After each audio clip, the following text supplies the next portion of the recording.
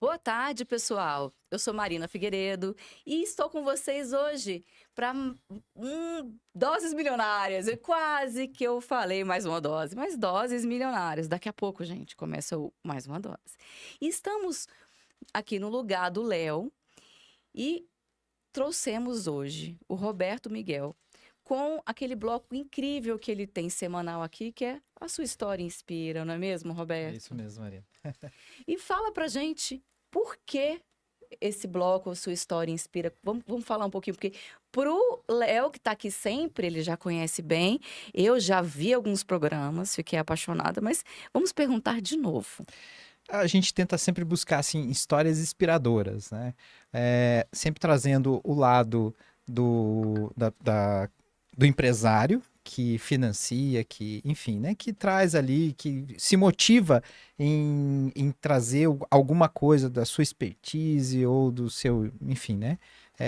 Para ajudar alguém, né? E a gente traz esse outro alguém que é uma organização que trabalha ali e que foi patrocinada. Então, a gente traz os dois lados para conversar, para saber, gente, o que foi o gatilho que acionou para que você atuasse no social, enfim, né? Justamente para inspirar e mostrar as várias formas que existem de ajudar no social. É muito bacana, porque a gente vê que essas duas frentes são fundamentais, né? A gente queria dar as boas-vindas, né, para o Evaldo, que está presente aqui Obrigado. com a gente, diretamente do Amazonas, não é Ó, isso? E ele representa o Instituto bem Bem pescado. Pescado, né? Isso. Fala pra gente como que você começou esse Instituto Bem Pescado e Uhum, até o que realmente ele se concretiza hoje, o que que ele faz uhum. ali no Amazonas e em alguns desdobramentos que eu já sei, né? Joia.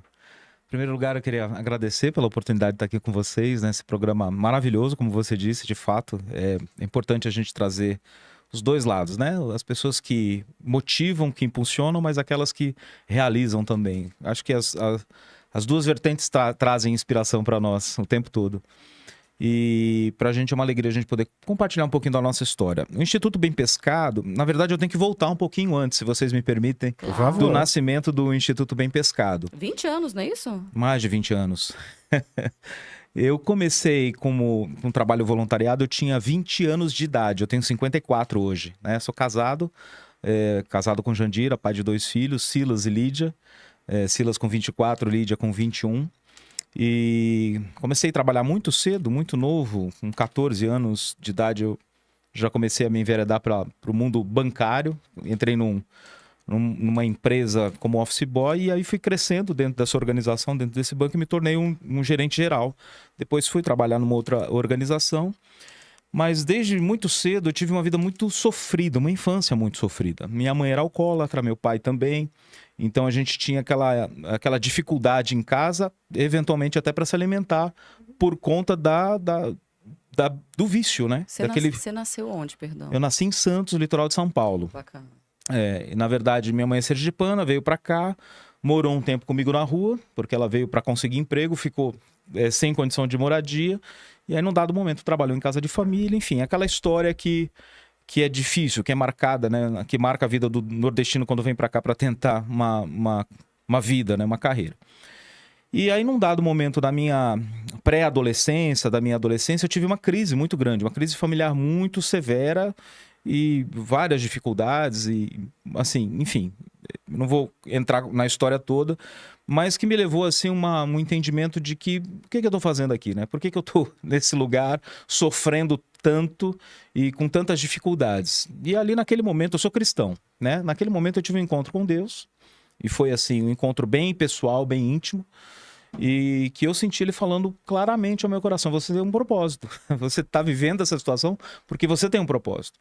E num dado momento na minha vida eu tive esse encontro com Deus, com Cristo, comecei a frequentar uma igreja e conheci uma organização que trabalhava já com pescadores ribeirinhos, chamado MEAP, Missão Evangélica de Sim, Assistência aos Pescadores. O Instituto Bem Pescado é um braço social dessa do organização, MEAP. da MEAP. E aí, na década de 90, 89, 90, eu comecei a trabalhar como voluntário para essa organização. Porque da mesma maneira que eu tinha recebido algum apoio naquela minha infância tão dura, e eu recebi um apoio semelhante a que a MEAP prestava para aquelas comunidades e eu me interessei por isso. Então eu pensei, qual é a melhor maneira de eu retribuir aquilo que Deus tem me dado, né? É dividir aquilo que ele tem me dado e poder proporcionar a outras pessoas a mesma oportunidade que eu tive de crescer, de sair daquela situação, né, de vulnerabilidade. Claro. E só para compreender, como é que foi essa transição dessa situação de vulnerabilidade que você vivia, que você teve um marco importante na sua vida naquele momento, em que você foi pro office boy, bancário. Como é que foi essa transição para você chegar até a MEAP? Então, na verdade, muito estudo, assim, a partir do momento que eu comecei a ter esse relacionamento com Deus e esse envolvimento com a MEAP, com as coisas da igreja, com o dia a dia, com o voluntariado, a minha mente foi ampliando. Eu falei, eu preciso me capacitar, me qualificar melhor, eu preciso estudar. Aí eu fiz contabilidade, fui fazer uma faculdade de Direito, depois fiz administração de empresa. Eu fui... me especializei em mercado de capitais, fiz pós-graduação em algumas áreas de assistência social, gestão de projeto. Eu fui procurando essa qualificação, essa capacitação para empreender naquilo que eu estava me envolvendo. E quando eu me envolvi com a MEAP como voluntário, eu logo integrei o quadro de direção da MEAP, porque eles precisavam de um gestor. Então, a MEAP já é uma entidade que já tem aí vários anos. Desde 1986. Então, eu conheci a organização 4 anos depois. 47 anos. 47 anos. 4 anos depois eu conheci a organização. E aí, enfim, aí eu comecei a me desenvolver dentro da organização, prestando serviço voluntário para a gestão da organização e indo para essas comunidades de pescadores ribeirinhos, atuando diretamente. Porque desde cedo a gente trabalhava no cuidado social, né, no desenvolvimento comunitário, levando médicos, dentistas, cesta básica, poço artesiano, construção de moradias, creche escola, enfim, toda a atividade que a gente precisava para ajudar que aquelas comunidades saíssem daquela situação de vulnerabilidade. Mas isso em Santos já tinha ido para Amazonas? Começou em Santos, litoral de Santos, na verdade, litoral sul do estado de São Paulo, não em Santos necessariamente, mas litoral sul, região de Canané, Ilha Comprida, Ilha do Cardoso. Aí a gente foi ali para o Complexo Superagui, região do Paraná, várias comunidades ali isoladas, sem a presença do estado, porque eram o que a gente chama de não alcançadas e inalcançáveis, porque a única maneira de você chegar nesses lugares é por meio de embarcação. E a MEAP se propôs a fazer isso, né, nesse início de jornada. Pois bem, então a gente começou a fazer essas viagens, identificamos a mesma dificuldade no litoral baiano, que é o litoral mais extenso do Brasil, né? E uma dura realidade naquelas comunidades também. Depois do litoral da Bahia, a gente foi para o litoral do Amapá, Pará. Depois para a região do Delta do Parnaíba, litoral Piauí e Maranhão. E mais recentemente, a coisa de 10 anos mais ou menos, 12 anos, a região amazônica. A gente atuando em 3 frentes na região amazônica. Amapá, Pará, no arquipélago de Marajó, aquela região do arquipélago de Marajó, a gente tem uma base bem estruturada ali num dos afluentes do Amazonas. E depois a gente foi para o Rio Purus, Rio Juruá, que é a última fronteira que a gente está agora atuando, tem pouco mais de 3 anos que a gente está trabalhando lá. Então a gente alcançou estrategicamente toda a costa brasileira, os 8.000 quilômetros de costa, para chegar nessas comunidades isoladas, e aí a gente começou a olhar para essas regiões de rios, e esse atendimento foi crescendo, porque a gente só... Na verdade, multiplicou os esforços. O que a gente começou fazendo lá atrás, a gente foi ampliando, trazendo novas parcerias, mostrando para as pessoas a necessidade de chegar em comunidades inalcançáveis. Eu não sei se vocês sabem, mas a população ribeirinha, pescador e ribeirinho, eles foram reconhecidos como população tradicional, né, como povos tradicionais, em 2007, por meio de um decreto, meio decreto presidencial. Até então, eles nem população tradicional, eles tinham esse reconhecimento. Viviam literalmente à margem da sociedade. Hoje, abandonados. Sim. Infelizmente, por uma série de fatores, né? Principalmente pela condição social, pelo distanciamento dos grandes centros e pelas características de trabalho, né? O pescador artesanal vive do extrativismo, da pesca, né? De colher... de plantar mandioca na beira do rio, no caso do ribeirinho, o arroz, o feijão, ou então da agrofloresta, enfim. Eles vivem basicamente daquilo que eles produzem, né? E agora a gente tem visto, né, algumas organizações, algumas empresas se voltando para as populações ribeirinhas, sobretudo falando de água potável e falando de energia. Estava conversando com a Poliana agora pelo telefone, que a gente estava no Congresso Brasileiro de Mulheres da Energia, que nós trabalhamos, né, esse ano e no ano passado. E já estavam falando desde o ano passado de como eles têm gerado energia, que eles pegam os barcos Sim. e colocam as placas, né, de energia Energia solar, solar. sobre os barcos para Isso. gerar energia para aquela comunidade. Nós temos algumas embarcações assim. E eles até falaram assim, pensa, Uhum. a gente, falta energia, a primeira coisa que a gente pensa em casa, nós aqui.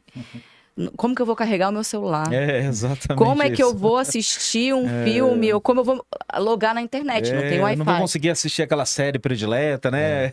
Pois é, mas lá, eles não têm o quê? Como refrigerar exatamente o alimento. isso, Aí você começa a exatamente. pensar em questionamentos e pensamentos que você nunca na vida tinha nem... São coisas Mencionado, básicas para lembrado. nós aqui, né? Então, o que me chamou muita atenção no começo dessa jornada foi justamente isso. A ausência completa de qualquer infraestrutura que a gente tem num grande centro, nessas comunidades você não tem. Você tem, né, a maioria delas não tem energia elétrica, não tem água encanada, não tem saneamento básico. Então, são o elemento da condição de sobrevivência do mundo atual, né? Do mundo moderno. Já passamos dessa idade, né? Da Idade Média em que as pessoas não tinham acesso a esse tipo de situação. Mas ainda temos no Brasil hoje pessoas vivendo nessas condições. Sem energia e sem água. Sem energia e sem água. E eu vi que um dos projetos que você tem, que é um dos pilares hoje, né, da instituição, é exatamente a dessalinização Sim. dessa água que vem do arquipélago de Balique. De Balique, não é isso? A bem da verdade, Arquipélago de Balique, a dessalinização da água é um dos projetos, né? É que a situação se agravou muito, eu vou falar um pouquinho disso, mas a gente está hoje no Rio Amazonas, ele representa 1/5 da água doce do mundo. 1/5, né? Se você parar para pensar. É muito, volume de água. né? De volume de água. E as pessoas na beira do Rio Amazonas não têm água potável. No meio Se da você Amazônia, pegar- Totalmente Nós contraditório. temos 35 mil comunidades. É um número, né? Estimativa do IBGE já de alguns anos. Dessas 35 mil, 10 mil vivem de maneira um pouco mais isolada, são mais distantes, mais difícil. Tem comunidades que a gente viaja uma semana para chegar nessas comunidades de barco.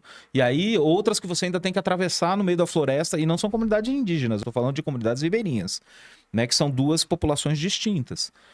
O ribeirinho, ele é oriundo daquele ciclo da borracha, muito nordestino que foi para a região amazônica, e ali, né, houve aquela mistura e a população se estabeleceu na beira dos rios. Então, a gente tem um problema grave hoje de água na região amazônica, falta de água potável. Por quê? Porque é mais difícil você montar uma infraestrutura para você tratar uma água do rio, por exemplo. Você tem que ter um investimento do poder público um pouco mais resiliente e Tem que consistente. ser mais ostensivo. E tem que ser ostensivo. Não tem outra palavra para isso. Tem que ser ostensivo, tem que ser resiliente, porque você não pode desistir. O arquipélago de Balique é um exemplo disso. É um desafio você mandar energia. Algumas comunidades do arquipélago de Balique têm a energia, o que eles chamam de linhão. Aí, com esse advento da salinização da água e das terras caídas, que é um fenômeno que está acontecendo por conta da diminuição do rio Araguaia, onde a gente tem 3 barragens, tem uma grande quantidade de búfalos trafegando ali naquela região. Então, o Amazonas e o Araguaia, eles são paralelos, os dois desembocam no oceano. Então, o que acontecia quando o Araguaia desembocava? Ele forçava a água do oceano ir para fora. Então, a água do mar não entrava para aquela região do arquipélago de Balique. Agora está entrando, porque o Araguaia, se você olhar no mapa hoje, olhar no Google, e especialistas dizem isso, né? A gente tem um especialista, o Cunha, que é da Universidade de Macapá, professor lá e especializado em hidrografia. Ele estava relatando esses dias. Eu estava lendo uma reportagem, uma matéria que ele dizia exatamente isso. O Araguaia parou de expulsar a água do rio Amazonas para o oceano e o rio Amazonas perdeu força. E a água está entrando agora por conta dessa diminuição do fluxo. Aí a gente tem um arquipélago ali com aproximadamente 10 mil pessoas, são 52 comunidades a gente tem no arquipélago de Balique. Eles tinham um problema de salinização da água na época da estiagem. Então tem uma época do ano que estia, né? Você tem 6 meses lá no Amazonas que não chove, naquela região que não chove. Sim. Mas eles tinham ali, em média, de 20 a 60 dias com uma água salobra, não água salgada, água salobra. Dos últimos anos para cá, 2021, 2022, 2023, esse quadro veio se agravando. E hoje você vai no arquipélago de Balique, onde nós temos um trabalho lá na comunidade de Vila Progressa, você vai olhar a água tá azul. Meu Deus. Literalmente a água do oceano que entrou. O peixe mudou. O tipo de peixe naquela região que se pescava peixe de água doce, hoje a gente está pegando peixe de água salgada. Então está mudando toda aquela característica da região, né? Os pesquisadores estão o estudando. ecossistema ali, né? Está mudando todo o ecossistema. E como que a sociedade vive, se abastece com água salinizada? Não tem. Não Então tem como, tem que dessalinizar. Tem que dessalinizar.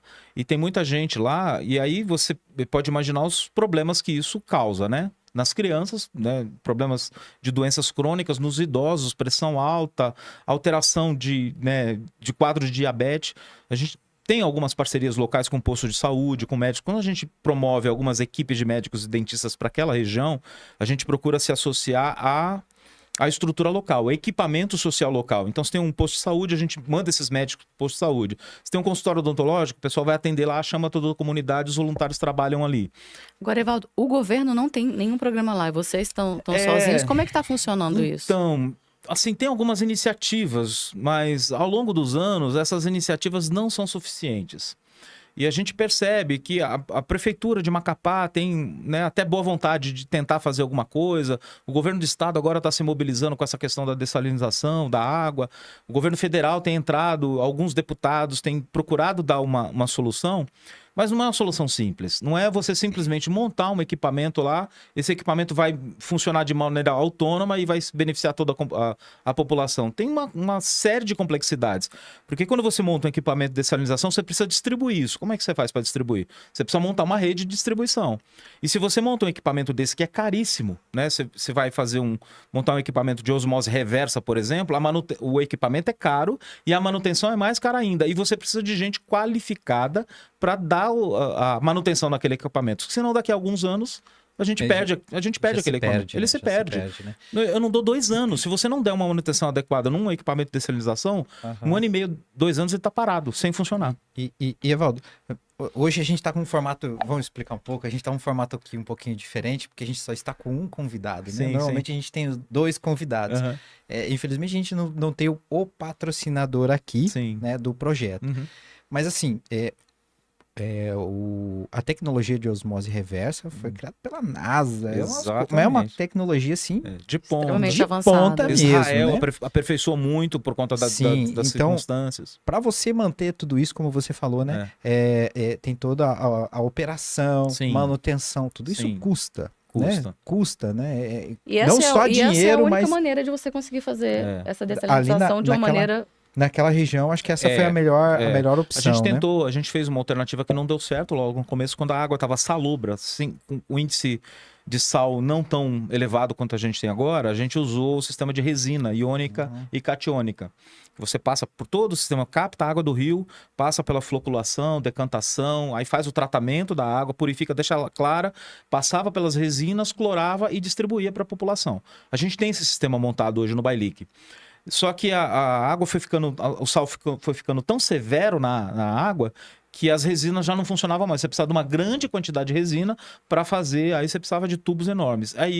Então a gente teve a solução do equipamento de osmose reversa, que é o que está instalado hoje, e hoje a gente distribui água potável para a população de graça. Na verdade, assim, aqueles que podem pagar, a gente pede pelo menos R$1, porque esse R$1 vai ajudar na manutenção do equipamento.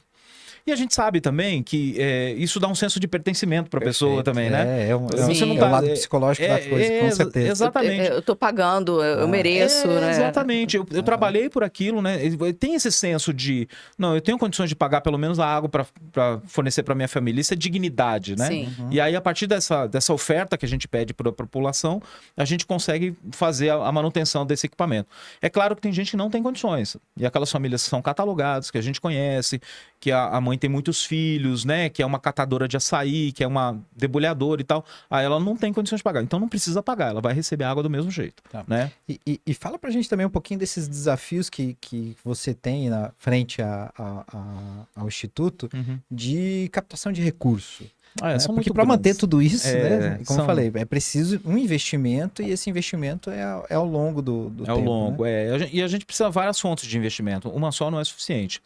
Então, por exemplo, a gente conseguiu alguns mantenedores, alguns investidores que nos ajudaram a comprar aquele equipamento, né? As caixas d'água, nós tivemos 2 empresários amigos meus de Santos, eles têm uma empresa em Santos que eles trabalham com tratamento de água, tratamento de piscina, enfim, distribuição para prédios e condomínios. Eles foram para lá montar o equipamento. Falei, bora, né? É o Marcão e o Daniel Garcia. tenho que fazer referência a eles porque eles são guerreiros. Então, indo comigo agora para o Piauí no final do mês, para a gente montar um sistema de dessalinização numa comunidade de pescadores no Piauí, ali na região do Delta do Parnaíba. É o Marcão e o Daniel. O Marcão e o Daniel, sintam-se representados aqui, por favor. Marcão e Daniel Parabéns Garcia. por toparem esse desafio de fazer alguma coisa por um mundo melhor, né? Eles foram para lá e caíram para dentro, ficaram 4 dias trabalhando direto para montar o sistema, né, deixar o sistema. E você sabe que tem ajustes, né? Você trabalhar com água não é fácil. E é uma responsabilidade muito grande. Então, a gente teve apoio de um engenheiro químico também, aposentado, que trabalhava na Sabesp, lá no estado de São Paulo, deu muitas dicas, muitas orientações, o Edmar. E eu estou fazendo referência a essas pessoas porque foram pessoas que doaram do seu tempo e dos seus recursos para que isso acontecesse, viabilizasse. Claro. Então, esse é o nosso desafio. Quando a gente fala, Roberto, de mobilizar pessoas, o que a gente faz? A gente vai na localidade, né? Tem um conhecimento da necessidade, qual é a necessidade daquela região, daquela comunidade, o que eles precisam, porque também não adianta a gente implantar projetos que não vão servir à comunidade. Você tem que tomar muito cuidado quando você trabalha com captação de recursos e projetos, você tem que ter muita responsabilidade naquilo que você faz. Perfeito. Aí você vai lá, faz a captação, faz o levantamento e apresenta essas necessidades para as pessoas. E o interessante, a grande dificuldade hoje é as pessoas acreditarem que aquilo vai ser efetivamente realizado. Legal. Né? Graças a Deus, ao longo desses anos, o Instituto Bem Pescado tem mostrado essa credibilidade, porque a gente implanta o projeto e dá continuidade, está sempre reportando aqueles investidores do que o projeto está acontecendo. E se der errado, a gente fala, deu errado. O caso da resina, não deu... Funcionou 6 meses, mas deu errado. E agora? O que a gente vai fazer? Vamos correr atrás, a gente resolver esse negócio. Volta para a prancheta. Volta para a né? prancheta. E Marina, olha só, uma coisa bem interessante aqui. Muitas vezes, quando a gente busca um financiador e tudo mais, existe um item dos editais ali e do projeto, Sim. que é a capacidade de execução daquele projeto. Isso então, não basta só o dinheiro na conta, porque isso. só o dinheiro da conta não faz a coisa Não faz, acontecer, né? Não faz. Essa questão de você conseguir essa multidisciplinaridade ali, né? Com seus amigos que você comentou aqui, com engenheiro químico, conseguir convencer essas pessoas a participar desse projeto, né? Unir esses conhecimentos, isso também é muito difícil, né? É difícil. E está bem alinhado aqui com o que a gente tem no quadro, né? Que são uma história inspiradora, mas que busca essas pessoas, motiva essas pessoas a atuar nisso, né? Então com certeza eles viram que o projeto é bacana, né? Que a instituição é séria, que a localidade é complexa de chegar lá. Eu conheço a Amazônia, a gente também, a Poliana teve a oportunidade de ir lá conhecer vocês ali, ela me reportou tudo, eu vi todas as fotos também, obviamente. A gente sabe da complexidade que porque é outro Brasil. É outro Brasil, né?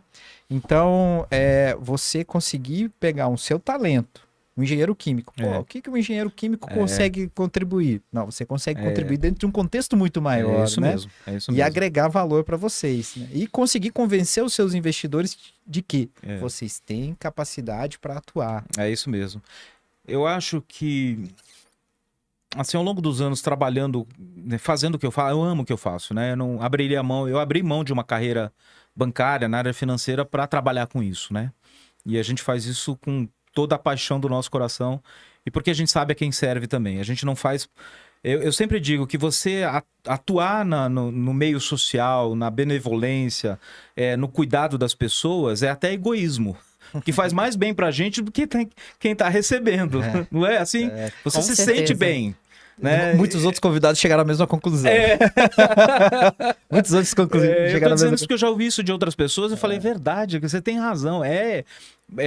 Porque você tem um senso de realização profundo quando você está fazendo aquilo. Você vê um sorriso de uma criança que está sendo atendida ali, quando ela sai de um atendimento médico, né? De uma mãe que você percebe que você está cuidando do filho dela no contraturno escolar, porque o Bem Pescado tem outros projetos dentro dessa área. A gente atua no contraturno escolar com crianças na região do Marajó, tirando essas crianças daquela realidade que a gente conhece. A gente tem projeto de artesanato com as mães. Agora mesmo, no Marajó, a gente está fazendo isso, que é para dar esse senso de empoderamento para a mulher e dela poder gerar gerar renda com os recursos que ela tem à disposição. A gente está realizando esse tipo de projeto lá. Médicos, dentistas, a gente montou alguns consultórios em algumas regiões para que essas comunidades tivessem acesso a esses equipamentos sociais. E o principal, a gente procura mobilizar recursos humanos e financeiros. Eu acho que aí é o grande X da questão. A gente não quer só o dinheiro para investir no projeto e para dizer que aquele projeto deu certo. O ideal é que cada investidor fosse visitar cada uma dessas comunidades para ver a realidade dessas pessoas. Eu tenho esse pensamento e um dia eu vou fazer um projeto como esse. Eu acho que a gente tem que fazer, Roberto, a gente tem que fazer. De repente, criar um sistema de visitação dessas pessoas que investem. Aí, né? Acabou. Uma coisa Vamos assim. passar lá. Eu quero conhecer a região amazônica. Bom, a gente arruma alojamento, dá até para você pescar uns 2 ou 3 dias lá. A gente arruma um barco para fazer. Vai pescar com Mas ribeirinho. essa imersão é fundamental, né? E aí a pessoa vai perceber a cosmovisão de quem está recebendo. E mais do que você implantar equipamentos sociais para solucionar problemas sociais, eu acho que a gente tem que partir para o desenvolvimento social, que é diferente. Perfeito. É fazer com que as pessoas na sua própria região vejam que outras pessoas estão trazendo solução para uma dada situação, mas que elas também podem ter essa capacidade de desenvolver soluções para a sua região. Tanto é que nesses equipamentos que a gente instala, a gente traz a população para a mesa. Vamos conversar. O que vocês precisam? Né? Os recursos que são utilizados para a gente montar aquele sistema, aquele equipamento, são utilizados da própria região. Então, se o ribeirinho não sabe montar aquele equipamento, a gente chama alguém que tem um pouquinho de potencial, de capacidade. Vem cá, deixa eu te ensinar você fazer o tratamento dessa água. Como é que faz? Abre esse registro, fecha esse, né? Põe esse produto, tira aquele. Lá no arquipélago de Bali, que a gente implantou a nossa base autônoma, tem sistema de energia solar lá. Eu levei um amigo meu, também engenheiro eletricista. Ele tinha se formado, não tem muito tempo, o Denilson, ele é lá de São Paulo. E ele instalou o sistema gratuitamente pra gente. A gente comprou o sistema, ele foi lá e instalou. Só que eu falei, Denilson, capacita lá os jovens para fazer o sistema de instalação de energia solar, porque isso daqui a pouco tá pipocando na região e eles vão precisar de profissional. Eu não dou 2 ou 3 anos para começar a chegar a placa de energia solar. Muito visionário, mas você está ali resolvendo 2 problemas sociais. Foi dito e feito. 2 anos depois, o pessoal já estava instalando nas suas residências, né, com incentivo do governo e tal, placas de energia solar. E nós, dentro da nossa estrutura ali do Instituto Bem Pescado, ali no arquipélago de Balique, tínhamos 7 ou 8 profissionais já qualificados para fazer essa instalação. Olha. Então, eu penso muito, eu acho que o empreendedor social, ele tem que ter uma visão empreendedora para aquela região que ele está implantando aquele projeto. É claro que você tem necessidades que são urgentes, emergenciais, fome. O que você faz com a pessoa que está com fome? Você dá comida. Não tem outra alternativa. Você tem que distribuir uma cesta básica, você tem que fazer uma... E aí, a partir disso, a gente então começa a pensar aquela região, qual é a vocação dessa região? Eu vou dizer uma coisa que eu não abro muito para ninguém, porque era um projeto que eu queria executar, mas eu não consegui ainda. Você imagina só todas as margens do Rio Amazonas sendo uma região de produção agrícola sustentável e a palavra que está muito na moda agora é que não tem agrotóxico, então fugiu. Orgânica. A fertilidade do Rio Amazonas é uma coisa assustadora, porque eles plantam milho, eles plantam feijão, eles plantam mandioca, eles fazem abóbora, melancia em 6 meses. Porque é o tempo da estiagem, o rio baixa, aí você forma aquelas praias, o ribeirinho vai lá e planta. Você vê aquela... Lindo aquilo. 6 meses depois eles estão lá colhendo, o rio começa a encher, novamente o ciclo se repete. Se nós tivéssemos o incentivo, né, dos órgãos competentes para capacitar aqueles agricultores e a gente juntar aquele povo todo e começar a exportar isso, ou vender mesmo no Brasil, nós teríamos uma força produtora no Amazonas inimaginável, sem desmatamento. Sem desmatamento, né? Sem estressar a floresta. Sem estressar a floresta. Mas é claro que isso é um programa extenso. Você precisa colocar gente qualificada e competente para pensar nisso. E aí você vai qualificar aquela população toda que hoje, infelizmente, vive na miséria. Eu voltei agora em maio do Rio Purus, lá na Acre com o Amazonas, ali bem na divisa. O Acre existe, né? E eu convido você a nos visitar lá, porque é longe, é distante, é uma região complicada de chegar. Mas um povo muito querido, gente muito amada, muito receptiva, que te recebe com os braços abertos. E a gente foi lá, a gente está numa comunidade chamada Novo Horizonte, e um dos nossos colaboradores lá, o Marcos, viu a necessidade da água. Falou, Evaldo, a gente precisa cavar um poço artesiano aqui nessa comunidade e fornecer água para a população. Eles bebem água do rio. As crianças aqui têm problemas seríssimos de verminose e uma série de doenças, porque eles pegam literalmente a água do rio e tomam. Tomam banho, lavam roupa. Pois bem, a gente conseguiu um recurso, cavamos um poço, tem uma caixa d'água lá de 5 mil litros que está servindo 6 ou 7 comunidades ao redor. Você precisa de ver a alegria, a felicidade desse povo. Agora, se você investigar a região, quantas caixas d'água de extração, ou de tratamento, ou de poço artesiano nós temos para atender ali pelo menos, sei lá, 10 a 15 comunidades? Uma, que é a nossa hoje. Então a gente está falando, Impressionante. a gente tá falando de 2024. E não é um investimento tão alto Não assim, é não. alto, não é alto, Roberto. O poço artesiano e a caixa, não, O não poço vejo artesiano como na ser- caixa d'água, um sisteminha com uma bomba com energia solar que você coloca lá, ela joga, puxa do poço, joga para a caixa d'água e você Faz a distribui para a distribuição. comunidade. Coisa simples de fazer. Sei lá, 30 mil, de 30 a 50 mil, porque tem regiões que é difícil você levar esse equipamento, né? Por exemplo, a gente contou com o apoio de um dono de um posto de gasolina de Cruzeiro do Sul que tinha uma grande balsa de ferro. A gente colocou todo esse material, a máquina de perfuração, pedra, cimento, areia, porque não tem nada disso na comunidade. Então você imagina levar uma estrutura, você levanta uma estrutura de 6 metros de concreto numa comunidade no Rio Amazonas. Eu ia te perguntar exatamente isso, porque Verdade. a gente tem essas dificuldades desse transporte, né? Muito. Se você demora muitas vezes dias e dias e dias para você chegar, você imagina você levar toda a matéria-prima para você construir tudo isso. Exatamente. Então você precisa ter uma Não, engenharia e ainda logística. tem a época do ano, né? Tem época do Tem a ano. época do ano, porque você, com o rio baixo, não você tem não como, passa. não passa. Não passa, de jeito Determinadas nenhum. balsas com determinado peso, não Não passa. passa. Só passa o rabetinho, aquele barquinho que eles têm lá, né? Que é com motor de polpa, aí eles conseguem trafegar bem. Mas embarcação grande, não. E a gente colocou todo esse material nessa balsa que foi doada, ele não cobrou o frete. E que é interessante isso, né? Por quê? Porque ele conhece a realidade do povo, ele também é ribeirinho, e falou, não, a gente quer ajudar, Evaldo, como é que a gente faz? Né? No caso, o Marcos lá, como é que a gente faz para ajudar? E ajuda. Então, você percebe que o ambiente, o meio ali, tem pessoas que querem fazer com que a coisa aconteça e evolua. Só que você precisa de alguém para articular. Eu sempre digo que o Bem Pescado é um cluster. A gente tenta enxergar as necessidades, agregar pessoas para a gente cumprir aquele objetivo juntos. É o que a gente tem que fazer. Não dá para fazer sozinho. Eu falei anteriormente que a gente está num formato diferente, né? Nós não estamos com a mesa aqui do patrocinador. Mas eu tô imaginando que faltaria cadeiras aqui, porque pela que a quantidade de nome que você tá falando aqui, sim, Evaldo, eu posso falar uma infinidade aqui. E por favor, vai falando aí os que você lembrar aqui pra gente mostrar aqui pra todo mundo, né? Que olha, essas pessoas aqui, elas de alguma forma, com um tijolinho, elas estão ajudando ali, né? isso Não, aí. e a sua capacidade de mobilização também, né? Porque para chegar nessas pessoas, para convencê-las sobre um projeto. Assim, eu acho que Deus dá uns talentos pra gente que a gente tem que saber aproveitar. Você tem o seu, eu tenho o meu. Perfeito. E na medida de que você percebe isso, você tem que colocar à disposição para servir as pessoas. Aí você vai ver a coisa acontecer, né? Quando você coloca isso. Porque um rio embarreirado, ele não vai servir ninguém, né? Ele vai virar um mar morto. Perfeito. Né? É o que vai acontecer. Agora, se você deixa fluir, esse negócio vai acontecer naturalmente. Foi tão interessante, se me permite voltar um pouquinho no advento da pandemia, quando aconteceu, a gente trabalha com comunidades tradicionais. Então, eu tenho vários colaboradores, eu tenho missionários trabalhando nessas regiões, e a maioria deles não estavam nessas comunidades quando parou tudo. A gente não tinha pessoas, tinha um ou outro lá, mas alguns tiveram que sair dessas comunidades. E enquanto nós tínhamos os caminhões entregando comida pra gente no supermercado, estavam funcionando normalmente, né? A gente descia do nosso apartamento e ali no mercado fazia compra, levava para casa. E o ribeirinho, e o pescador. Os barcos foram interrompidos de navegar. Porque esses barcos de linha que fazem esse trabalho social de levar e trazer pessoas, levar e trazer mantimentos.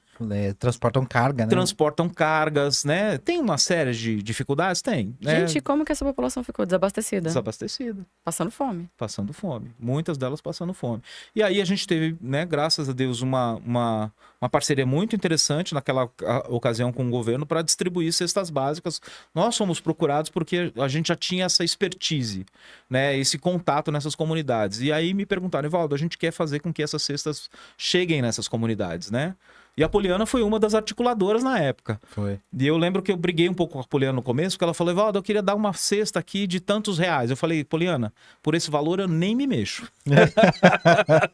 Porque não vale a pena eu chegar com uma cesta tão pequena que daqui a 15 dias, Vai acabar. uma semana vai acabar aquela cesta. E a logística, e todo o trabalho, a mobilização de pessoas que você precisa fazer para que aquele alimento chegasse naquele momento.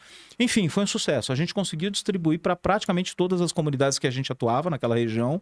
Rio Juruá, Rio Purus, Arquipélago de Marajó, e Você tem uma ideia de quantas foram? 700 toneladas de alimentos. A gente não tá nem falando de... Não vamos nem Não. contar a cesta Não básica, vou nem contar porque eu perdi as contas já. Foram A 700 gente tem que- toneladas de tem alimentos que fazer naquela em época. peso mesmo. E quando você fala de alimento, eu acho bem interessante. Aqui em Brasília, eu trabalho num projeto bem menor e que eu estava até conversando com a Poliana. Chama Viva a Vida Kardec. Uma Sim. instituição fica no Recanto das Emas, tem 20 anos. Sim. É uma área bem vulnerável aqui da capital, sabe? E a gente vê muitas pessoas falando, porque ninguém passa fome, porque você tem que ensinar a trabalhar, porque você tem que ensinar, você tem que ensinar. E você falou uma frase que ela é muito sábia, assim. Quem tem fome quer comida, É gente. isso Depois aí. a gente conversa. É exatamente isso. Então, e a gente trabalha muito, e que é um desdobramento que eu vou perguntar se você também tem esse trabalho. A gente pensa o seguinte: o nosso objetivo aqui é sim evangelizar, é Sim. sim fazer com que as pessoas acreditem em um Deus, confiem na presença desse Deus e que isso norteie as atitudes deles, que eles Exatamente. consigam conviver melhor em sociedade, que eles possam ajudar o vizinho, que eles possam ser mais justos, mais benevolentes. E aí, naturalmente, você já vê eles, muito curioso, dentro da instituição, lavando a louça, É, isso aí. servindo. Sábado retrasado, estavam todos eles, acabou a prece. Eles foram para uma área verde que tem atrás para catar o lixo. De 2 em 2 com um saco É de isso lixo aí. e o espetinho para É catar o isso aí. lixo. E eles fazem isso com o maior amor. Lá a gente também tem uma área que a gente faz a prece que é nova, que estava no terreno, no barro batido, no chão batido. Os próprios moradores de lá acimentaram, construíram a cerca. É isso aí. E isso é incrível, é ver que eles conseguem ver que eles são beneficiados, que aquilo ali é tudo de todo mundo. É isso mesmo. Então que a gente entenda que, sim, a primeira coisa que a gente tem que fazer é, sim, matar a fome. E que a gente pensa muito, eu imagino que vocês também, no projeto que vocês atuam, que a evangelização, ela vai muito mais do que você crer num Deus. Vai Ah, numa não tenho transformação dúvida. social e moral incrível. Não tenha dúvida. É o que a gente chama de transformação integral, né? Deus olha o ser humano de maneira holística. É corpo, alma e espírito. É integral. Então, se você tem que cuidar do emocional, você tem que cuidar do espiritual, você tem que cuidar do físico. E as coisas andam juntas, elas não andam separadas. Exatamente. Não dá para você segregar, né? Eu vou cuidar só do espiritual e aí a pessoa tá passando necessidade, tá com problemas emocionais, não tem um acompanhamento médico, não tem um tratamento. Então você o mesmo bem que eu quero para mim, eu quero para as outras pessoas. Não é difícil você chegar a essa conclusão. Então, se você quer de fato ser ajudado, quando você ajuda, você vai entender o ser humano na sua perspectiva, da perspectiva da necessidade que você tem. E aí, então, você vai fazer por ele. Isso é contagiante, Sim. né? Isso não dá para você... É como eu se diz, não dá para guardar, né, em você mesmo. Você não pode guardar aquilo que você não tem. Não é seu. Deus te deu. Se Deus Sim. te deu, é uma você missão, tem que... como você falou lá atrás, que você já tinha você tem que percebido. você tem que passar isso adiante. E eu me lembro, eu passei assim, passei momentos muito duros, que esses momentos estão muito vívidos na minha mente até hoje. E eu tô falando de 5, 6, 7, 8 anos de idade, de situações severas que eu passei na minha infância, mas isso, eles estão tão presentes na minha vida hoje que eles norteiam as minhas ações para que outras crianças, outras pessoas não passem aquilo que eu passei. Entendeu? E aí, mas parece ser injusto, Evaldo, alguns passarem aquele tipo de situação naquele momento para ganhar um pouco mais de qualificação. Eu acho que não. Eu acho que é um presente de Deus a gente passar determinadas situações na nossa vida e depois você olhar para trás e falar, olha, essa situação está me ajudando agora a cuidar dessa criança, a cuidar desse jovem, a cuidar dessa senhora. Porque eu tive essa experiência, eu senti na pele o que ela está sentindo e aí eu posso ter empatia, né? Eu acho que a palavra é empatia. Eu ia falar isso agora. Solidariedade é diferente de empatia. Que falta nas pessoas é empatia. A gente vive nessa era que o mundo está doente, em que as mídias sociais e que a imprensa está extremamente contaminada. É isso aí. Em que a gente está o tempo inteiro recriminando, condenando. Vou te dar um exemplo básico. Que o serviço social também mexeu comigo e me ensinou. A gente ia fazer todo ano a Páscoa. Aí Em algumas vezes a gente pegava, juntava doações, montava os chocolatezinhos, montava uns saquinhos e doava para as crianças, para a comunidade. Né? Eles iam à casa e a gente doava. Aí um belo dia a gente encontrou um ovo de Páscoa que era mais barato. E, enfim, compramos o ovo. E aí a gente doou o ovo. E quando a criança foi comer o ovo, ela falou assim: nossa, mas esse ovo é muito ruim. E alguém pegou e falou assim: Eu tive essa mas experiência. que abuso, como assim? Recebe de graça e ainda acha que é ruim? E aconteceu também outra situação em que a gente, na época, a gente não tinha condições de comprar cesto, de ter a doação que a gente tem hoje. Então a gente ia ao mercado e comprava arroz, feijão e tal. E eu comprava o fradinho, porque o fradinho tava mais em conta, sempre foi mais em conta. E na hora de doar o fradinho, não gosto de feijão fradinho. Exatamente. E aí depois de um tempo, eu falava, mas que absurdo. E depois de um tempo eu falei, vem cá. Ela pode não gostar? Exatamente. Ela Eu tem sou direito de não obrigada a gostar. comer um chocolate ruim Exatamente porque isso eu aí. gosto. É. Porque se eu tenho preferências gastronômicas, se eu tenho isso aí. seletividades, por que uma pessoa não pode ter? E aí, com o tempo, a gente cria esse patamar de inferioridade, como se não, ela tá recebendo de graça. Não, ela tem o Não. direito de não gostar. De não gostar. E eu não vou receber- mais comprar esse chocolate, eu vou comprar do jeito que eu tenho que ser. Não, ela tem direito de não comer o feijão fradinho. Por que ela tem que gostar do feijão fradinho? Porque ela tem menos condições. E a gente vai começando a entender que a empatia é exatamente isso. Meu filho pode não gostar, exatamente. mas ele não pode. É isso mesmo. Não é? Quando a gente foi montar a cesta básica, né, para essas regiões, foi muito interessante, né? Eles gostam muito de carne enlatada. Lembra daquelas carnes que a gente... Eu comi muito na minha infância porque passava um aperto danado e não tinha dinheiro para comprar E eles carne. devem gostar também por conta do transporte ser mais fácil de chegar. Eles devem ter crescido comendo aquilo, né? E eu lembro que quando eu coloquei esse item na cesta básica, né, para fazer uma avaliação orçamentária e tal, o pessoal questionou. Eu falo, mas que carne é essa? A gente, né, quase ninguém aqui mais come esse tipo de carne. É difícil você ver nos nossos mercados. Mas eles gostam. Eles amam, eles gostam. Aí faz lá fritinho e tal. Já comi muito na casa de Ribeirinho também. Então é muito legal você perceber a condição e atender a necessidade dele dentro da expectativa dele naquele momento. Sim. É claro que não dá para fazer tudo, né? Tem situações que você precisa administrar. Essa questão de dar, né, que você comentou que as pessoas vão lá, recolhem o lixo, já voluntariamente se mobilizam para fazer com que aquele ambiente seja um ambiente solidário, né? Quando você implanta um ambiente solidário, você cria nas pessoas uma cultura de solidariedade. Agora isso é construído, não é? É construído. O que eu vejo, por exemplo, lá no Viva a Vida, é que há 20 anos atrás as pessoas chegavam... pegavam 2 cestas básicas, queriam furar a fila, Sim. era aquela confusão. Só que é tão interessante que você vê que, naturalmente, elas vão olhando para o outro.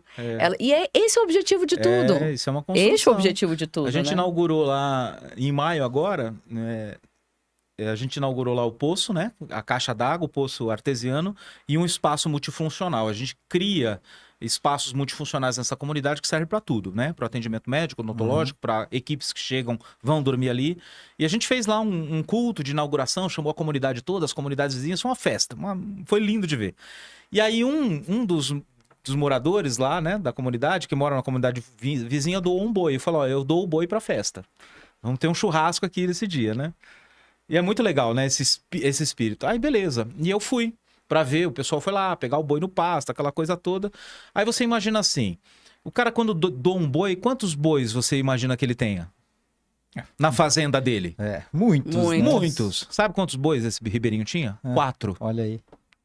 E ele doou o melhor boi. Isso é tudo, gente. Verdade. Isso Isso me nos emociona. envolve, isso nos emociona, sim. Porque ele tinha 4, ele pegou o melhor que ele tinha e doou pra comunidade toda. E aí foi uma festa. Aí me colocaram pra cortar carne, né? Eu até mandei pra Poliana algumas fotos. Tá lá o Evaldo cortando carne, porque eu gosto de carne e tal, e aí cortando alguns pedaços, ensinando pra ele, ó, isso aqui é picanha. Você sabe que a Poliana não come carne vermelha, né? Ah, não, pô, Poliana, poxa, Poliana, me desculpe, mas olha... E a gente tem muitas parábolas evangelistas que falam, muitas passagens bíblicas que falam exatamente disso, que o mérito está, não você doar do que te sobra, mas do que você doar do que é escasso, né? Isso é nobre, isso é muito bonito. Do que ele é caro. Acho que a irmã Dulce também tinha uma frase como essa, Tinha. né? Que era você doar aquilo que lhe faz falta, né? É isso mesmo. Vale muito mais do que aquele que doa muito do que que não faz falta. Você E sabe aí- o que está agregado para mim, ao meu ver? Fé. Fé. Porque você tem fé de que eu tenho um meio que eu vou doar ali e compartilhar.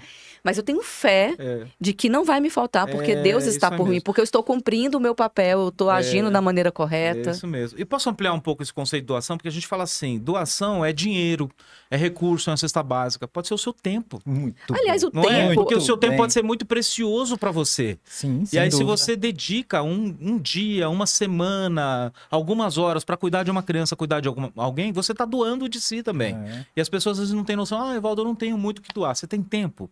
Você tem uma semana, né, no seu ano inteiro para você doar numa vila de pescadores. Você tem uma hora para ajudar uma criança, um aconselhamento numa criança num projeto que precisa de um colo, de um carinho, que não tem uma mãe, um pai direito para abraçar, para beijar, para ensinar a ler e escrever. Você tem esse tempo? Você já está doando se você fizer isso. E eu tenho certeza, você vai fazer toda a diferença na vida das pessoas se você doar de si. E não só os teus bens materiais, só aquilo que lhe sobra. Pois é, assim, quanta gente doa o tempo dela, que ela poderia estar com a família e com os filhos. Sim, né? é isso mesmo. A gente chama de aquela hora premium que a gente chama, né? Que é isso você mesmo. estar com a sua família.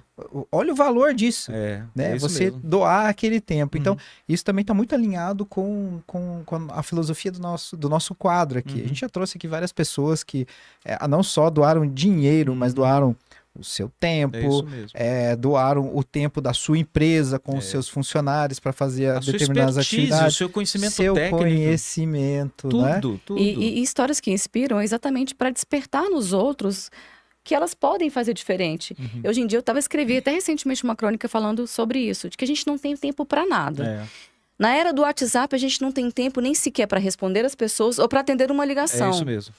A gente não tem tempo de escutar o outro, a gente não tem tempo de parar no sinal e olhar para a pessoa. Eu costumo até dizer que as pessoas que estão ali no sinal pedindo dinheiro, ou um guardador de carro, eles querem só que você olhe para ele e o note e fale bom dia, ou boa tarde, ou boa noite. É isso mesmo. Então, o tempo ele pode ser doado rotineiramente de tantas maneiras básicas que a gente possa olhar um pouco para o que nos cerca. Porque a gente vive hoje numa realidade muito diferenciada, né? E aí, quando a gente entra nessa imersão, nesse assunto lindo que você tem falado, da gente imaginar da realidade que se vive na Amazônia, que a população não sabe, não conhece.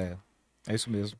A gente vê que o tempo realmente... E a gente diz na minha doutrina que o tempo é a única coisa no mundo que você tem que é efetivamente seu. O resto tudo é volátil. É verdade. Ele sentido. passa, faz sentido. Faz sentido. E é interessante o seguinte, ou seja o povo na Amazônia, ou seja a pessoa morando aqui em Brasília, ela tem as mesmas necessidades. Elas podem ser em âmbitos diferentes, né, com cores diferentes, mas as necessidades são as mesmas. E quais são? Acolhimento, né? Uma pessoa poder ser ouvida, eventualmente nas suas dores, nas suas dificuldades. Eu fico imaginando quando a gente senta com um ribeirinho, com um pescador para bater um papo, a gente não vê diferença de pessoa. Não é porque ele mora na beira do rio, ele é diferente de mim porque eu moro na cidade. Eu não consigo enxergar dessa maneira. Nós somos iguais, somos as mesmas pessoas e temos as mesmas necessidades. Mas o que eu tenho que você não tem que eu posso te ajudar a você chegar, né, no nível que eu estou, entre aspas, né, hoje? Um nível de condição social, um nível de infraestrutura, um nível de equipamentos sociais. Poxa, é muito injusto a gente estar vivendo num país hoje em que você tem a grande maioria da população vivendo à beira, né, da miséria, da desigualdade social. E aí eu não responsabilizo só o governo, né? Eu acho que é uma responsabilidade social de todos nós. É compartilhada, sem dúvida, é compartilhada. Porque quem gera os governos somos nós. Né? Quem é que gera, né, as estruturas políticas que temos hoje? Somos nós. É nosso modus operandi, a nossa cosmovisão, é a nossa consciência. E aí você vai criar estruturas a partir da sua perspectiva. E se a gente não amplia essa perspectiva, a gente se fecha no nosso mundo, aí a gente vai criar os guetos. Né? A gente vai criar as comunidades, as favelas, os grandes condomínios. Pode parecer uma visão muito romântica da minha parte, né? Mas é uma visão cristã, a visão de Cristo. Sim. Quando Cristo esteve aqui conosco, o que ele fez? Ele foi andar no meio dos ricos, dos empoderados, dos endinheirados? Não, ele não foi fazer isso. Ele foi andar com pobre, com prostituta, né? com comilão, com beberrão, com leproso, esse tipo de gente que Jesus andou. Então, se ele fez isso, a gente tem que parar para pensar. que a nossa sociedade tem alguma coisa que a gente precisa corrigir. E aí ele deu atenção a um grupo que não tinha sido dado atenção até então. E não precisa estar separado dessa maneira. Eu acho que a gente pode fazer mais, né? Além do que a gente já faz hoje. Eu acho que a gente desperdiça muitos recursos, né? Humanos, né? Financeiros, em muitas conversas, em muitas... muito idealismo, né? Sem profundidade e sem efetividade. Não vai nos levar a lugar nenhum, né? É porque eu sou de direita, você é de esquerda, você é de fulano, é de beltrano, eu vou puxar mais a situação para o meu lado, porque eu vou favorecer meu grupo, esse grupo lá, né? Não me interessa o que vai acontecer com eles. Gente, onde a gente vai parar com uma sociedade desse jeito? É verdade. Não é? Eu percebo que tem muito conhecimento também que está sendo desperdiçado, Muito né? conhecimento. Essa Que polarização doida. que poderia ser colocado em prática aí, né? Conforme toda essa lista imensa que você colocou aqui, né?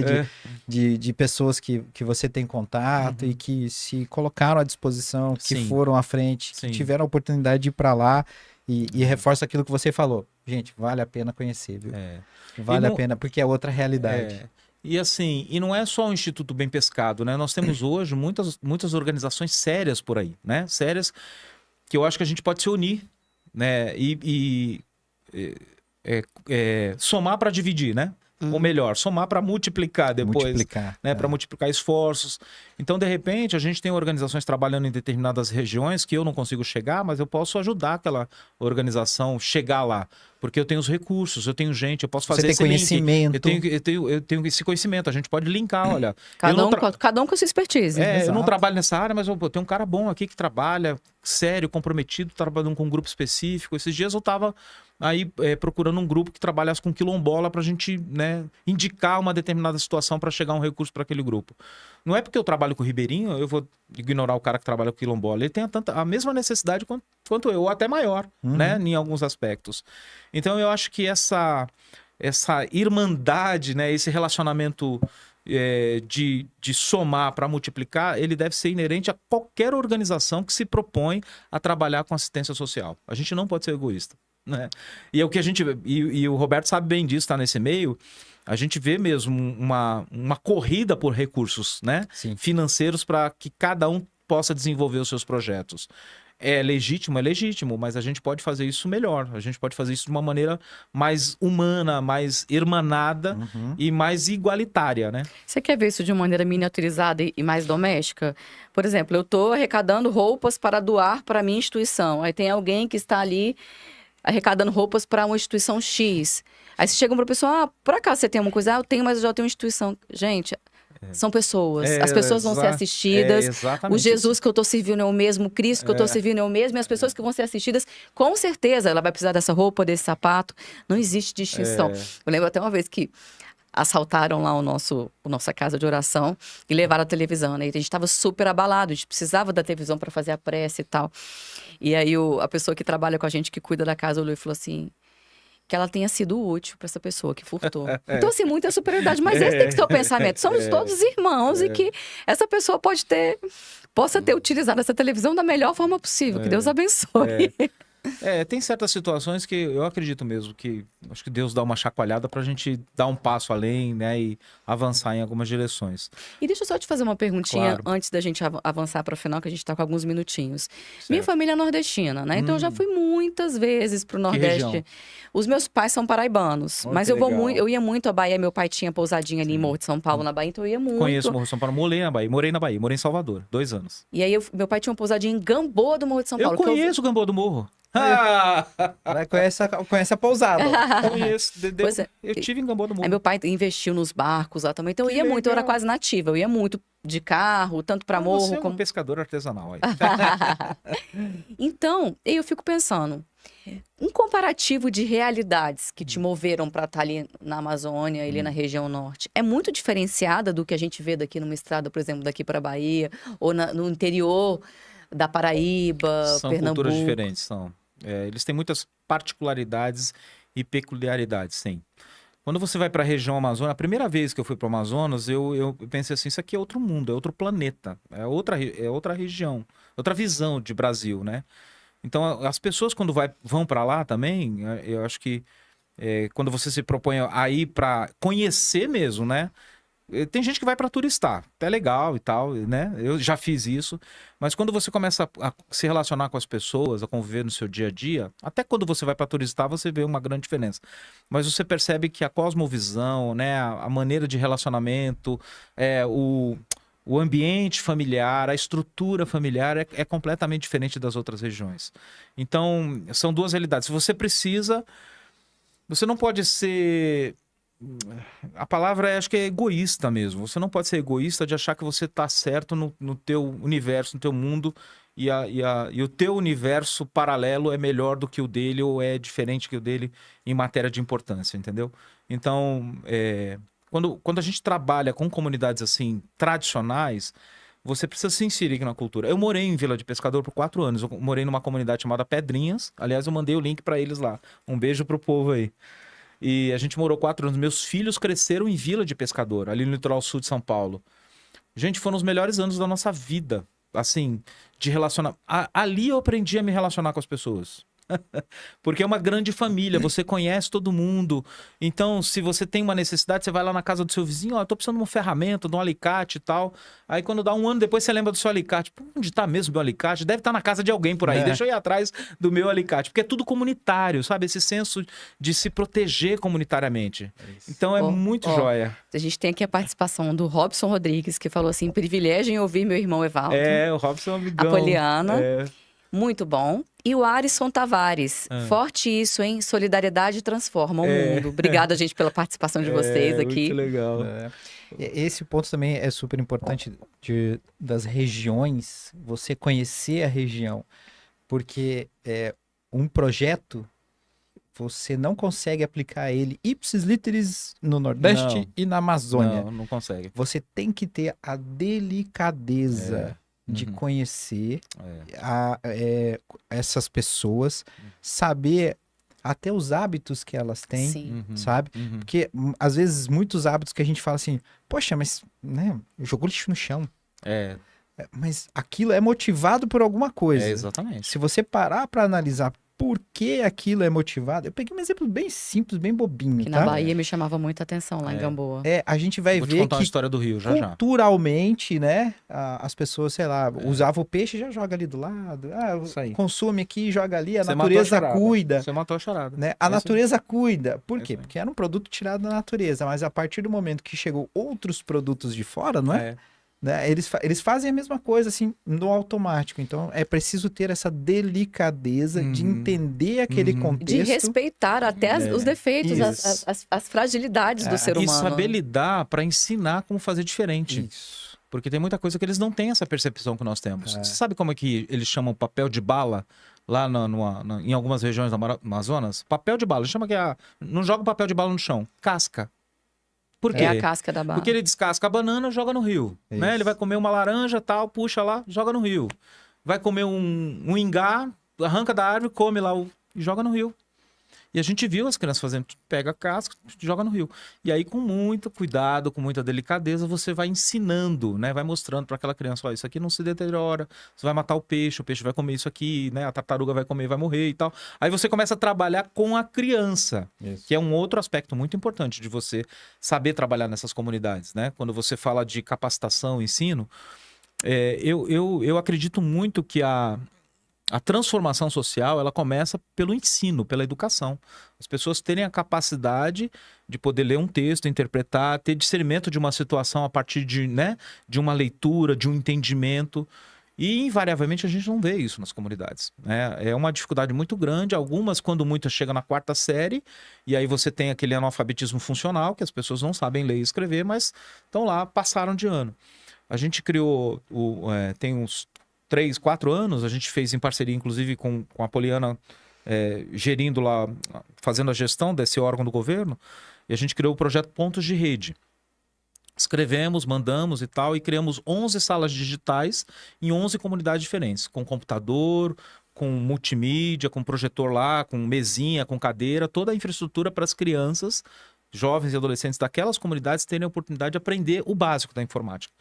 Então, no primeiro ano, a gente formou 120 alunos, né? Aí, o meu sonho era a gente levar a universidade de EAD para essas regiões.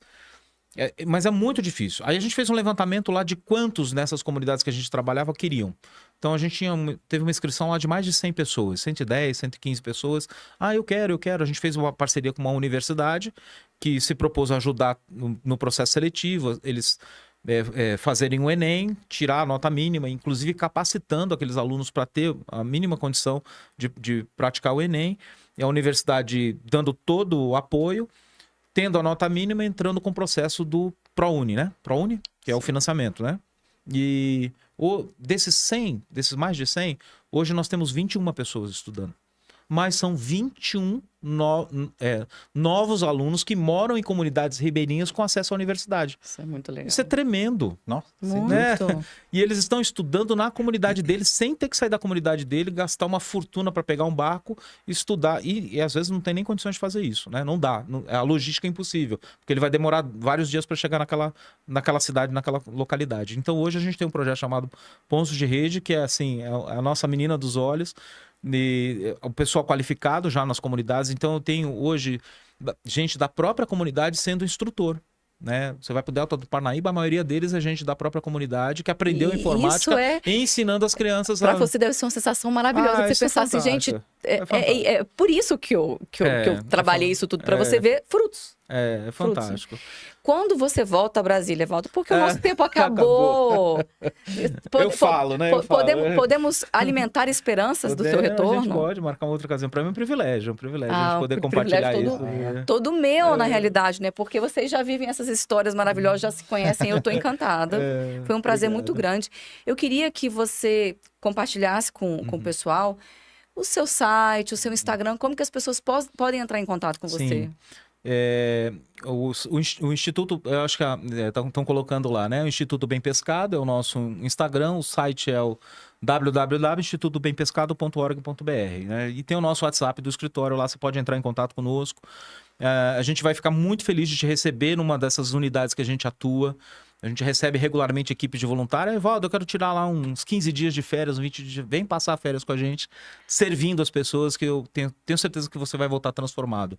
E, além disso, a gente recebe recursos, doações, para que essas comunidades sejam atendidas efetivamente. Temos vários projetos, você pode entrar no site lá e dar uma olhadinha nos projetos.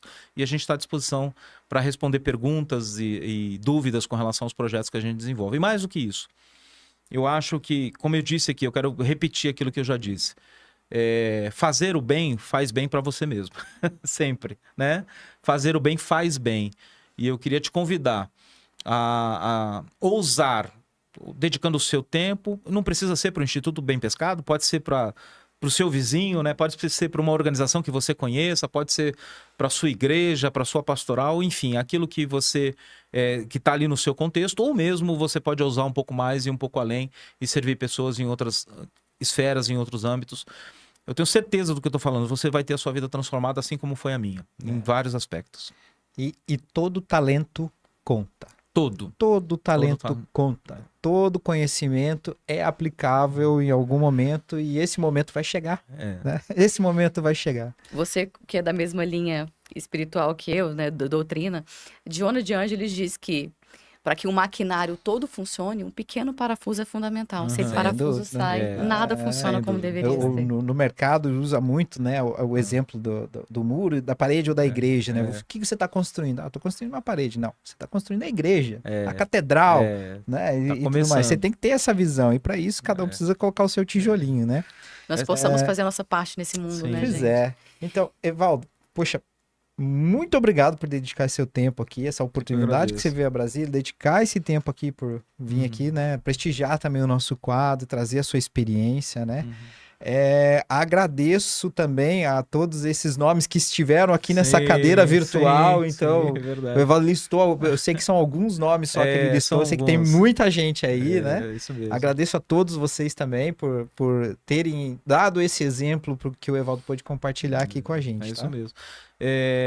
Eu que agradeço, na verdade, né? Um programa como esse nos dá esperança, né? Alimenta a nossa esperança de que a gente pode multiplicar isso, né? E eu acho que a tecnologia, a internet proporciona isso pra gente, essa ferramenta poderosa. ela pode ser pro ruim, pro mal, né? Pode ser ruim, mas ela pode ser muito boa também. Sem Eu dúvida. acho que vocês estão de parabéns com o programa que vocês estão realizando aqui. Eu tenho certeza que muita gente vai ser alcançada e vai continuar sendo alcançado por isso. E vão ser contaminados, né? Por esse entusiasmo de fazer o bem. Uma última história. Eu esqueci de fazer uma referência a um grupo de pescadores, né? Que moravam comigo em Pedrinhas e eu tinha o desafio de construir 2 residências no arquipélago de Marajó. Aí eu chamei o Elísio, o Valdir, o Claudione e o Eli. 4 pescadores que deixaram as suas famílias por 45 dias. E eu conversando com eles, eles falaram assim: Evaldo, a gente não quer 1 centavo. Eu só quero que você providencie comida na mesa dos nossos filhos. Se tiver comida lá, eles estiverem bem abastecidos, a gente pode ir lá construir essas casas. Em 45 dias, eles fizeram 2 casas no arquipélago de Marajó. 4 homens. Você vê? Né? Então, e a gente simples, né? Gente da vila, gente da comunidade. Eu não podia deixar, enquanto você falava aqui dos nomes, eu queria fazer referência a essas pessoas que entenderam, né? Entenderam que, de fato, o serviço é que proporciona mudança na vida das pessoas, tanto da nossa quanto das pessoas que recebem o nosso serviço. Obrigada bom. por compartilhar suas histórias com a gente, essa trajetória linda. E o que me chamou muito a atenção foi o seu poder de realização, porque não adianta ter boas ideias, não adianta ter a bondade dentro do coração, se a gente não encontra uma maneira de realizar isso, as pessoas certas, né? Então a gente agradece tanto a você, como a todas as pessoas que se envolveram nesse sim. caminho, que passaram, né? E muito obrigado por passar pelo meu caminho, por permitir que eu escutasse isso tudo. Muito obrigada pelo convite de estar aqui com vocês hoje.